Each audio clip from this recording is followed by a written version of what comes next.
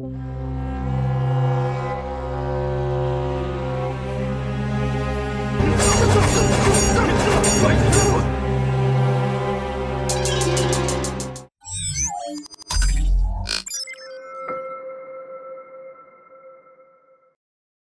dimulai dengan menampilkan seorang wanita yang merupakan penduduk asli desa kungfu. Dia sedang memandu para wisatawan untuk menikmati suasana di jalan tua desa kungfu. Di tempat itu terlihat menarik karena penduduk asli setempat melakukan aktivitas sehari-hari dengan disertai menampilkan seni kungfunya. Para rombongan berhenti untuk menonton pertunjukan kungfu oleh sekelompok orang. Bersamaan dengan itu, ada seorang pria yang bernama Topan sedang mengejar seorang pencopet. Setelah bersusah payah mengejar, akhirnya pencopet berhasil ditangkap tepat di depan pertunjukan kungfu tersebut.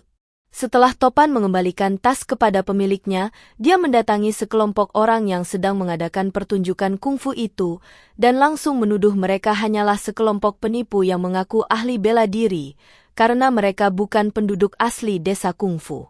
Mendengar itu, mereka tidak terima dan langsung mengeroyok Topan. Topan pun tak berdaya menghadapi mereka. Tapi kemudian Topan ditolong oleh seorang pria yang ternyata juga ahli bela diri. Kemudian mereka pun berkenalan, dan pria tersebut bernama Aldo. Aldo bercerita bahwa sebenarnya dia adalah penduduk asli desa kungfu. Dia pergi merantau dan di saat merantau dia belajar bela diri kickboxing dengan seseorang yang bernama Pak Wiro. Malam harinya Topan mengingat kejadian tadi siang yang ternyata kickboxing sangat hebat untuk bertarung. Topan ternyata ingin sekali mempelajari bela diri kickboxing. Keesokan harinya saat lari pagi, Topan kembali bertemu dengan Aldo yang sedang sibuk memasang sebuah baliho tentang promosi acara pameran desa kungfu. Dalam obrolan itu, Aldo menjelaskan jika gurunya yang bernama Pak Wiro adalah mantan juara dunia kickboxing, kemudian menjalankan bisnis di bidang real estate dan karya seni Tiongkok. Pameran yang akan digelar tersebut rencananya juga akan menampilkan kungfu-kungfu asli Tiongkok dan senjata-senjata kuno Tiongkok dengan tujuan untuk melestarikan budaya setempat. Mendengar itu, Topan jadi sangat terkesan. Hari berikutnya di alun-alun desa kungfu sudah ramai para wisatawan. Banyak sekali pertunjukan di situ, dan salah satunya pertunjukan Tai Chi. Terlihat Topan datang bersama dengan Santi.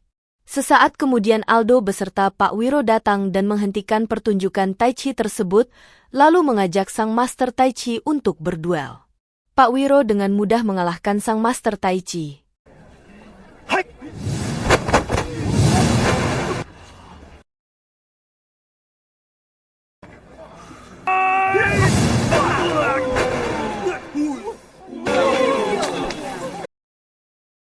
Topan pun kagum dengan penampilan Pak Wiro.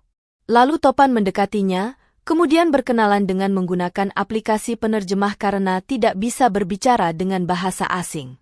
Lalu Pak Wiro mengundang Topan dan Santi untuk makan malam bersama di sebuah restoran. Mereka pun langsung menerimanya. Malam harinya mereka bertemu di restoran, namun Pak Wiro tidak bisa datang karena ada urusan mendadak. Dalam percakapan itu, Aldo yang dengan dalih untuk mengembangkan desa kungfu mengatakan sebuah rencana, yaitu toko-toko milik penduduk asli desa kungfu akan mereka renovasi, disesuaikan dengan tema keunikan kungfu yang dikuasainya, sehingga akan lebih menarik minat wisatawan, tentunya dengan biaya renovasi semuanya ditanggung oleh Pak Wiro. Dengan catatan hanya toko milik penduduk asli desa kungfu saja. Aldo juga memberikan penawaran kepada Topan jika ia bersedia membantu Pak Wiro dengan mengatakan siapa-siapa saja penduduk asli desa kungfu, maka Aldo akan merekrutnya menjadi anggota klub tinju miliknya. Topan dan Santi pun sangat senang mendengarnya, apalagi Aldo juga menjanjikan sebuah pekerjaan kepada Santi. Kemudian dengan polosnya, Topan memberitahukan jika penduduk asli desa kungfu adalah paman San pemilik kedai daging, Bibi Me pemilik kedai mie, kakek Sugiono pemilik toko kacang, dan kakek Chen kakeknya Santi pemilik kedai pangsit. Topan juga menceritakan hal-hal lainnya mengenai desa kungfu kepada Aldo. Keesokan harinya, Topan sudah diperbolehkan untuk berlatih di klub tinju dan Santi bekerja di staf klub tinju tersebut. Hal ini membuat rasa kepercayaan mereka kepada Aldo semakin besar. Siang harinya di kantor Pak Wiro, Aldo menyerahkan proposal tentang rencana renovasi toko-toko tersebut. Dengan senang Topan pun menerima proposal itu. Tanpa berlama-lama, ia langsung mendatangi Bibi Me, kakek Sugiono dan Paman San untuk memberitahukan rencana renovasi tersebut. Mendengar rencana renovasi yang dinilai menarik, mereka langsung menyetujuinya. Karena selama menunggu renovasi mereka akan tinggal sementara di sebuah hotel dengan biaya dijamin oleh Pak Wiro, serta diberikan kompensasi perharinya setara dengan omset harian mereka. Hari berikutnya rencana renovasi pun dimulai, Paman San, Bibi Me dan kakek Sugiono dipindahkan ke sebuah hotel. Sementara itu Topan berlatih di klub tinju dan Santi bekerja di tempat yang sama.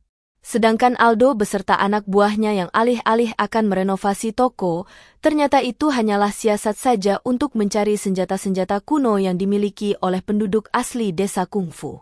Di kedai daging Paman San, Aldo menemukan sepasang golok. Kemudian berpindah ke kedai mie Bibi Me, ia menemukan cambuk baja. Selanjutnya mereka berpindah ke toko milik kakek Sugiono, mereka pun menemukan pedang naga hitam. Namun saat bersamaan, kakek Sugiono yang berniat akan memberikan cemilan untuk para pekerja renovasi, justru memergokinya dan pertarungan pun tak dapat terhindarkan.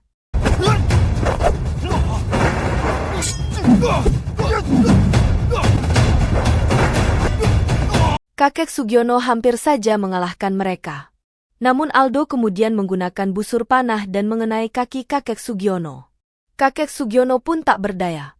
Aldo lalu menyuruh kakek Sugiono agar melupakan kejadian ini demi keselamatan penduduk desa, kemudian mereka pergi dengan membawa pedang naga hitam. Kakek Sugiono berhasil diselamatkan oleh kakek Chen. Saat kakek Sugiono siuman, Paman San dan Bibi Me sudah berada di tempat tersebut karena mendapat kabar dari kakek Chen. Ternyata kakek Chen adalah seorang penerus perguruan tapak dewa, yaitu sebuah perguruan yang sangat legendaris. Kakek Sugiono kemudian menceritakan kejadian malam itu dan membuat mereka semua marah kepada Topan dan menganggap Topan sebagai pengkhianat yang menyebabkan semua ini terjadi.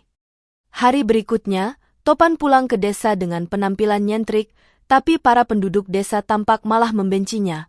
Topan pun tak tahu apa alasannya. Kemudian Topan pergi menemui Paman San. Saat bertemu dengan Paman San, Topan langsung diserang oleh Paman San yang saat itu sangat marah kepadanya, namun kemudian dilerai oleh Bibi Me. Topan dikatakan sebagai pengkhianat karena mau membantu orang asing untuk mencuri senjata-senjata mereka. Topan pun bertambah kaget saat mendengar jika Aldo telah melukai kakek Sugiono dengan busur panah. Topan yang merasa telah dibohongi oleh Aldo, kemudian langsung mencarinya dan lantas mengajak berduel. Tapi Topan pun langsung dihajar oleh Aldo, dan Topan pun langsung pingsan. Saat siuman, nampak juga di sana kakek Chen, kakek Sugiono, Paman San dan juga Bibi Me. Mereka semua tersenyum, ternyata Topan bukanlah pengkhianat dari kejadian itu. Kemudian Topan memohon kepada mereka untuk mengajarinya kungfu, dan dengan senang hati akhirnya mereka bersedia menjadi guru kungfu bagi Topan. Dengan tekad yang kuat Topan pun dengan mudah menangkap dan menguasai materi kungfu dari ketiga gurunya. Pada suatu malam saat Topan makan di tempat kakek Chen, sang kakek juga menawarinya sebagai murid. Tanpa panjang lebar ia langsung menyanggupinya. Mereka pun mulai berlatih jurus tapak dewa menembus gunung kembar. Kemudian kakek Chen memberikan senjata yang belum diketahui oleh Aldo, yaitu baju tameng baja. Kemudian pada suatu malam saat Topan pulang ke rumah kakek Chen, ia menemukan kakek Chen dalam keadaan terluka. Itu adalah ulah Aldo yang mencari baju tameng baja. Karena tidak menemukannya, kemudian Aldo menyandera Santi. Tak berlama-lama Topan langsung mencari keberadaan Aldo untuk menyelamatkan Santi. Baku hantam pun tak terelakkan lagi. Topan yang sudah menguasai berbagai aliran kungfu dengan mudah menghabisi seluruh anak buah Aldo. Kini giliran Aldo bertarung dengan Topan. Saat itu Topan menguasai jalannya pertarungan, kemudian Aldo mengambil busur panah. Topan dengan cambuk baja berhasil membalikan anak panah hingga mengenai kaki Aldo. Sesaat kemudian, muncul Pak Wiro dengan membawa Santi yang berniat menukarnya dengan baju tameng baja. Topan pun dengan terpaksa menyerahkan baju tameng baja. Saat Pak Wiro hendak kabur dengan membawa baju tameng baja, Topan dengan kemampuan meringankan tubuhnya berhasil mengejar Pak Wiro, dan mereka pun kemudian berduel.